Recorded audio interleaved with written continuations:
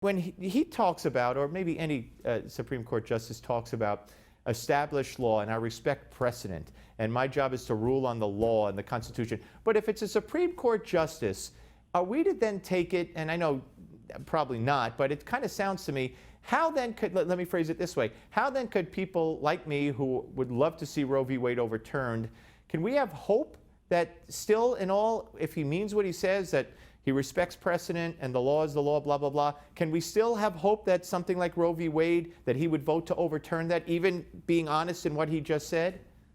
Well, it's interesting what he said about precedent. He was very careful. He said precedent is like decisions the family's made, and it's due a lot of respect because it's a kind of collective wisdom. But what he didn't say is that it should be blindly followed. And that's very important because a lower court judge does have to blindly follow Supreme Court precedent. That's, in fact, what Gorsuch has done as a lower court judge, even when he's said quite clearly he disagreed with it. But once he's on the Supreme Court, you're right, Steve. He's not bound to follow precedent if he thinks that the precedent is wrong.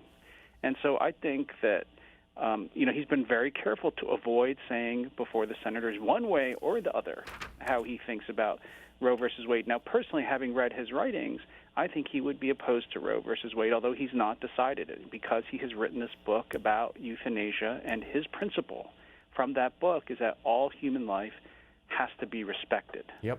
Yep. So it does. If you were talking to someone like me, without giving away your personal view, you'd say there is hope for you, Steve, right? That he might overturn it.